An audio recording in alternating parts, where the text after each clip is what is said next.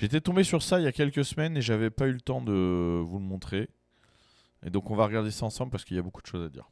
C'est un mec sur TikTok qui fait des analyses physiques et qui a voulu faire la mienne et je suis tombé dessus et bah voilà, on va regarder ça. Voici Baptiste Marché de la chaîne YouTube Bench Cigar qui a un record de 230 kg au développé couché. Il mesure 1m69 et pèse environ 100 kg. Du point de vue de sa structure osseuse, il a une cage thoracique épaisse et un buste court. Il a des clavicules moyennes et une taille moyenne, il n'a donc pas de carré en V naturel. Et on remarque également qu'il a des bras relativement courts. Il a donc globalement une structure osseuse très avantageuse pour son sport, avec notamment des bras de levier favorables qui vont venir réduire l'amplitude du mouvement sur le développé couché. Baptiste a le combo bras courts plus cage thoracique épaisse qui est un énorme avantage pour performer sur cet exercice. Le fait d'avoir des clavicules moyennes à courtes est aussi un gros avantage car cela va réduire le risque de blessure. Car cela va réduire les risques de surétirement du grand pectoral. Mais cela ne veut pas dire que le risque zéro existe, car je crois que Baptiste s'est déjà déchiré les pectoraux malgré sa structure osseuse avantageuse. Mais ça reste totalement normal au vu des charges énormes qu'il soulève que ce soit à l'entraînement ou en compétition. Du point de vue musculaire, voici les points forts de Baptiste. Il a un gros point fort aux épaules avec un deltoïde antérieur qui est énorme. Il a également un gros point fort aux pectoraux qui sont longs et qui prennent de la place sur son buste. Enfin, il a un point fort au trapèze et aux bras qui sont énormes. Concernant ses points faibles, il a un gros point faible au dos. En effet, on peut remarquer que ses grands dorsaux sont très courts insérés haut sur sa crête iliaque. En conclusion, Baptiste a un physique fait pour son sport et globalement pour tous les sports de force. N'hésite pas à liker cette vidéo, à t'abonner, à me donner des noms de personnes que Bon alors là c'est vraiment c'est terrible. Hein. Il n'y a rien qui est bon dans toute l'analyse. C'est dommage. Hein. Donc vraiment on va reprendre ça point par point, mais là c'est vraiment de l'analyse de comptoir. C'est très triste, c'est mal renseigné, ça véhicule tous les stéréotypes et tous les préjugés possibles et inimaginables. Il n'y a rien qui est bon. On va Aujourd'hui, commencer. on va faire de l'analyse du physique du français le plus fort au développé couché. Première info, première erreur. Je suis pas le français le plus fort au développé couché. J'ai été le plus fort au développé couché chez les moins de 100 kg. Voici Baptiste Marché de la chaîne YouTube Bench Cigar qui a un record de 230 kg au développé couché. Faux, 235 kg en compétition, 237,5 kg à l'entraînement. Il mesure 1m69 et pèse environ 100 kg. Donc là, le problème c'est qu'il prend des images de moi maintenant qui fait 110 kg. Au moment où il dit pèse 100 kg. Donc maintenant je pèse plus 100 kg. Là tel qu'on voit, je pèse pas 100 kg. Du point de vue de sa structure osseuse, il a une cage thoracique. Donc là, il prend une photo de moi où j'avais déjà arrêté le bench. Parce qu'en fait, c'est ça aussi le problème. C'est que mon physique, si je vous montre aujourd'hui, et le physique de l'époque où je concourais au top niveau en bench, j'étais très différent. Parce qu'évidemment, je travaille plus du tout de la même façon. Donc là, déjà, le physique, c'est pas du tout le même. Une cage thoracique épaisse et un buste court. Alors, tout ça, c'est pareil là. Les cages thoraciques épaisses, buste court, oui, oui, j'ai une cage thoracique épaisse là, évidemment après 12 ans d'entraînement au développé couché, c'est sûr que ça épaissit la Des cage clavicules thoracique. moyennes et une taille moyenne. Il n'a donc pas Clavicule moyenne. Bon, ça j'en ai déjà parlé plein de fois. Tous les choses que vous entendrez sur clavicule courte, clavicule moyenne, clavicule longue, etc., c'est de la connerie. Pourquoi ? Parce que trouvez-moi les données des clavicules chez l'être humain, de adulte. En fait, il y a des indices normalement à respecter. Pour savoir déjà quand on dit que quelque chose est court ou long, c'est toujours par rapport à la taille de la personne. C'est pas en valeur absolue. Une valeur absolue, ça ne veut rien dire. Évidemment, parce c'est une question de longueur proportionnellement. Parce qu'un mec qui fait 2,20 m, s'il a des bras juste 2 cm plus longs que moi, on peut pas dire qu'il a des bras longs. Parce que c'est par rapport à sa taille. Donc déjà, c'est pas une question de valeur absolue, c'est une question de ratio.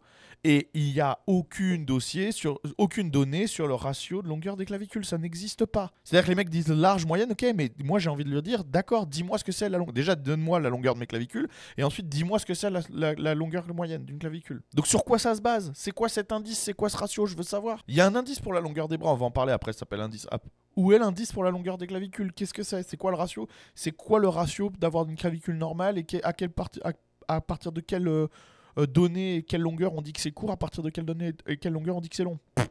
C'est de la bite. Ça c'est, voilà, oh, j'ai regardé sur les photos, c'est court. Mais c'est de la merde ça, à vue d'œil. pas de carré en V naturel. Et on remarque également qu'il a des bras relativement courts. Il a des bras relativement courts. Faux, totalement faux, complètement faux.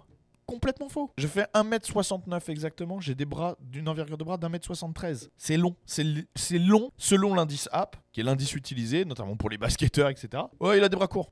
Pourquoi tu dis ça? Ouais, il est petit, il a des bras courts. Oui, super, bravo, c'est ça. Donc t'es petit, t'as des bras courts, t'es grand, t'as des grands bras, quoi, en gros. Ouais, super. Belle analyse. a donc globalement une structure osseuse très avantageuse pour son sport. Il a une structure osseuse très avantageuse pour son sport. Sans parler du fait que toutes les données qu'il a données sont fausses. Non, avoir des bras courts, ce n'est pas spécialement avantageux pour le développé couché. Et ça, c'est encore un truc qu'il faut répéter, re-répéter, re-répéter. Parce que la technique du développé couché, elle est adaptative. Et c'est pour ça que moi, même avec des bras longs, j'ai pu avoir de bonnes performances. Et c'est pour ça que parmi les grands champions de développé couché de toutes les catégories, il y a à peu près tous les ratios de taille de bras. Vous avez des gens comme Maddox qui ont des bras très longs. Vous avez des gens comme Perepetchenov qui ont des bras courts. Voilà. Donc il y a tout. Parce qu'ils ne tirent pas de la même façon. D'accord. Il y a une technique, je ne vais pas revenir là-dessus. mais le positionnement est différent, la technique de mise en tension du dos, etc. est différente. Et donc, il y a autant de gens avec des bras longs et des bras courts qui performent. Donc, en fait, ce n'est pas un avantage. C'est un avantage à condition que tu connaisses rien au développé couché. Avec notamment des bras de levier favorables qui vont venir réduire l'amplitude du mouvement. Voilà, ils vont venir réduire l'amplitude du mouvement. Ah bon, alors faudra m'expliquer pourquoi il y a la moitié des champions, des plus grands recordman de développé couché qui tirent en prise serrée. Si le but c'est juste de réduire l'amplitude du mouvement, pourquoi on tire en prise serrée qui rajoute de l'amplitude? Ça c'est, voilà, je ne connais rien au développé couché, donc je résume tout à l'amplitude. Bah désolé, c'est pas ça. Mouvement sur le développé couché. Baptiste a le combo bras court plus cage thoracique épaisse qui est un énorme avantage pour performer sur cet exercice. Le fait d'avoir des clavicules moyennes à courtes est aussi un gros avantage car cela va réduire le risque de blessure.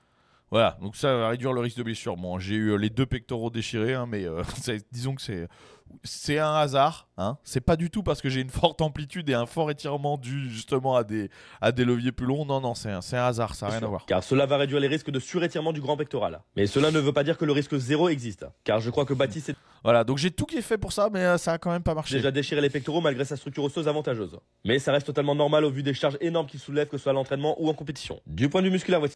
Donc là, voilà. Donc là, on va parler des points forts de Baptiste en prenant une photo de lui à 90 kg 3 ans après avoir arrêté le développé couché. Donc plus rien à voir quand je m'entraînais plus en sport de force. Donc avec une structure musculaire, un squelette musculaire qui a complètement changé évidemment. Et moi ce que j'aime bien c'est les points forts. Il y a aussi un truc que je comprends pas, c'est que en fait si tu prends un bodybuilder par exemple, les bodybuilders ils essayent de tout développer de manière esthétique, d'avoir une ligne et une proportionnalité. Donc quand tu prends un bodybuilder, tu peux dire lesquels sont ses points forts et ses points faibles. Parce que évidemment en essayant de tout développer, et quand il y a quand même des choses qui se développent plus, qui sont plus grosses et tout, tu peux dire que c'est des points forts. Mais quand tu prends un mec comme moi qui travaille que spécifiquement des choses, comment tu peux dire que c'est un point fort? Tu vois? Par exemple, il parle des deltoïdes antérieurs. Ouais, il a un gros point fort. Mais c'est pas un point fort. C'est que c'est un travail de 12 ans sur les deltoïdes antérieurs en travaillant beaucoup moins le deltoïde postérieur, avec vraiment un énorme travail dessus et tout. Et donc en fait, tous les points forts qu'il va citer là, en fait, c'est juste tous les muscles que je travaille le plus, que j'ai travaillé le plus pendant des années et des années. Mais si tu prends une photo de moi, j'en ai une sur mon téléphone, il faudrait que je vous montre, avant la muscu, rien à voir. Les points forts de Baptiste. Il a un gros point fort aux épaules avec un deltoïde antérieur qui est énorme. Il a également un gros point fort aux pectoraux qui sont longs et qui prennent de la place sur son buste. Ça c'est pas vrai en plus, c'est pas vrai, c'est pareil, j'ai plutôt des petits pectoraux sur mon buste. Sur cette photo on dirait, mais c'est la photo qui est comme ça. Mais en vérité j'ai jamais eu des gros pectoraux. Enfin il a un point fort au trapèze et aux bras qui sont énormes. Voilà, trapèze et aux bras qui sont énormes. Donc bras de manière générale, tu sais. Alors que typiquement sur ces photos-là, on voit que j'ai beaucoup plus de triceps que de biceps, tu vois. Et c'est juste que, oui, des triceps, évidemment, quand tu en fais 3 fois par semaine avec des volumes gigantesques et de la charge, bah, ils grossissent, tu vois. Je sais pas si c'est un point fort en vérité. Selon ses points faibles, il a un gros point faible au dos. En effet, on peut remarquer. Ça c'est pareil, c'est une photo prise. Donc cette photo, elle a été prise quand je revenais de blessure et donc j'avais pu travailler, je pouvais pas travailler le dos pendant longtemps à cause justement de ma déchirure pectorale parce que je pouvais pas l'étirer. Donc mon dos il a plus rien à voir. Mais là, je suis désolé, mais vous voyez les deux photos.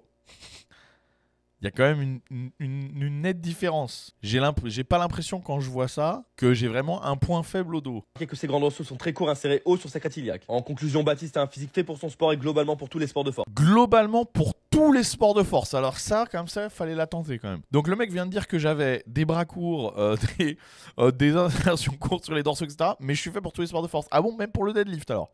C'est intéressant parce qu'avec mon physique, le physique qu'il a décrit, c'est pourtant l'inverse de ce qu'il faut pour faire du deadlift. Donc c'est quand même étonnant, tu vois. Tous les sports de force, pour le strongman aussi, bien sûr. Un mec d'un mec 69, physique totalement fait pour le strongman. Non mais sérieusement, de quoi on parle là, tu vois?